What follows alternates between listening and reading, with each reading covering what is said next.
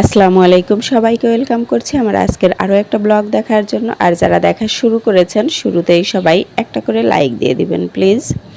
আজকে আমরা ঘুরতে যাব। তো কোথায় ঘুরতে যাই দেখতে হলে কিন্তু আমার সাথেই থাকতে হবে। আমি আমার ভাইয়ের বাসায় যেহেতু বেড়াতে আসছি, তো বাচ্চারা কিন্তু এই যে আমার ভাইয়ের ছেলে মেয়ে ওদের সাথে ক্যারাম খেলছে। মানে ওরা সুযোগ পেলেই ক্যারাম খেলে, অন্যান্য খেলা খেলতে থাকে। আর আমরা যেহেতু আজকে ঘুরতে যাব, আমাদের ঘোরার ট্রিট দিবে আম্মু আমাদেরকে 1000 টাকা দিয়েছে, বলছে আমাদের ঘুরে আসতে। তো চলুন দেখি, সবাই যাই আমাদের সাথে, আপনারাও আসেন, ঘুরতে যাই। তো আমরা সবাই কিন্তু রেডি হয়ে বের হয়ে পড়েছি।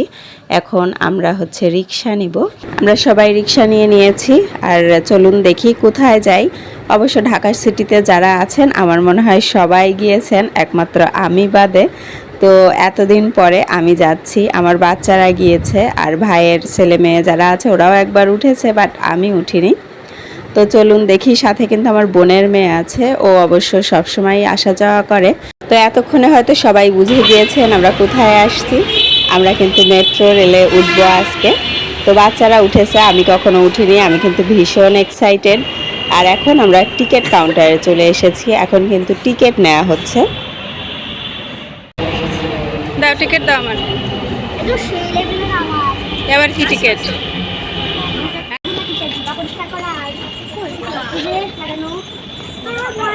কোনো ভয় নেই।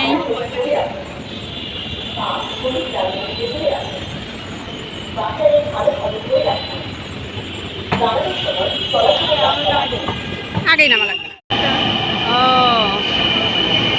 ও মাথা অনেক বড় দেখি। হ্যাঁ, আমি তো ছোট।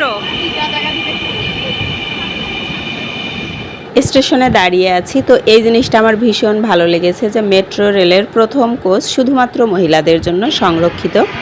মানে এটা আমার ভীষণ ভালো লেগেছে, যদিও আমি এখনও পর্যন্ত কিন্তু ট্রেনে উঠিনি, ট্রেনের জন্য অপেক্ষা করছি। আমরা প্রথম ট্রেনটা ছেড়ে দিয়েছি, ওটাতে অনেক ভিড় ছিল, উঠিনি। তো পরেরটাতে আমরা উঠব। এটা মতিঝিলের দিকে যাচ্ছে, আমরা কিন্তু উত্তরার দিকে যাব। তো দেখা যাক কতক্ষণে, অবশ্য টাইম দেখাচ্ছে আর 2-3 মিনিটের মধ্যেই চলে আসবে। তো আর 2-3 মিনিট অপেক্ষা। আমি একটু ভয়ও পাচ্ছিলাম, যেহেতু কখনো উঠিনি। মানে ভাবছি যে এমনি ট্রেন যেরকম হয় ওই রকম হবে নাকি বাসের মতো এরকম উঠতে হবে, যেহেতু সাথে বাচ্চারা আছে এই জন্য একটু ভয় পাচ্ছি, বাট ভীষণ এক্সাইটেড ছিলাম আমি। তো আমরা কিন্তু চলে এসেছি উত্তর একদম লাস্ট স্টেশন যেটা। তো এইখানে নেমে একটু ঘোরাঘুরি করে খাওয়া দাওয়া করছি। ওরা চিকেন বল, ভেজিটেবল, চিকেন রোল এগুলা খাচ্ছে। সাথে আমি একটু বাইরের এইগুলো দেখছিলাম, এখান দিয়ে প্লেন যাচ্ছিল, তো একটু ভিডিও করার চেষ্টা করছিলাম।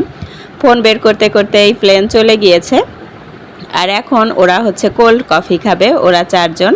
যেহেতু বাইরে একটু গরম এই জন্য ওরা কোল্ড কফি খাবে, আর আমি আর তৌসি খাবো চা, মানে যেটা মাটির ভাঁড়ে দিবে সেই চা, বাট ওইটা হতে নাকি একটু সময় লাগবে। তো আমরা একটু অপেক্ষা করছিলাম, যেহেতু গরম বেশিক্ষণ অবশ্য অপেক্ষা করতে পারিনি। উনি বলছিল যে 10 মিনিট লাগবে চা হতে। তো 10 মিনিট আর আমরা দাঁড়িয়ে থাকিনি। পরে আর যেহেতু প্রথম আসছি একটু ঘুরে দেখছিলাম মানে কীরকম। আর মেট্রো রেলে ওঠার অভিজ্ঞতা যদি বলি, আমার কিন্তু ভীষণ ভালো লেগেছে। ভয় পাচ্ছিলাম যে কিভাবে উঠবো, আসলে উঠতে কোনো অসুবিধাই না। এখানে স্টেশনের একদম সমান লেভেল করা ট্রেন, মানে একদম ছোট বাচ্চা নিজে উঠতে পারবে, জাস্ট একটু সতর্কতার সাথে উঠাতে হবে। যেহেতু ছোট বাচ্চা, একটু সাবধানতা অবলম্বন করাই ভালো। মানে এটা বুঝালাম আর কি, যে উঠা কতটা ইজি। উঠার পরে আমি বুঝতে পেরেছি। তো পরে আর ভয় লাগেনি, আমরা কিন্তু ভীষণ এনজয় করেছি। এই যে এখন কিন্তু আসার পথে, যেহেতু আসার পথে একটু ভয়টা ভেঙে গিয়েছে, এই জন্য আমি কিন্তু আসার পথে একটু ফুটেজ নিয়েছি। আর বাইরের ভিউটাও দেখছিলাম, ভীষণ ভালো লাগে।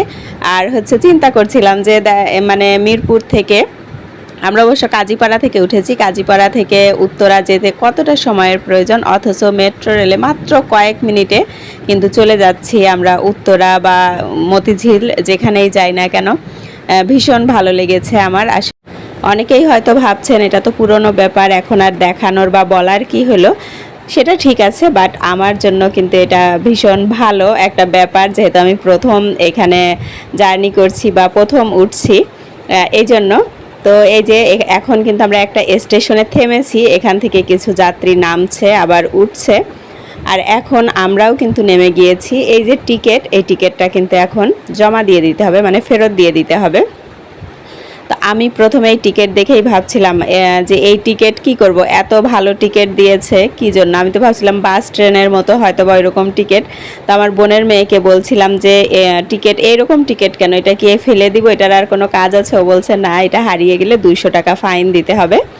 তো বোনের মেয়ের হচ্ছে পার্মানেন্ট টিকিট আছে, ওর তো আর লাগেনি টিকিট, আমাদের 5 জনের টিকিট লেগেছিল। তো এরপরে কিন্তু বাসায় চলে এসেছি। বাসায় এসে আমার জন্য গিফট অপেক্ষা করছে। এইটা হচ্ছে গিফট দিয়েছে আমার মেজো ভাবির প্রমোশন উপলক্ষে সে সবাইকে গিফট করেছে। তো আমার গিফট আর আমার পর্যন্ত পৌঁছাতে পারেনি, এখন যেহেতু আমি এসেছি তো আমাকে হচ্ছে গিফটটা দিয়ে দিয়েছে।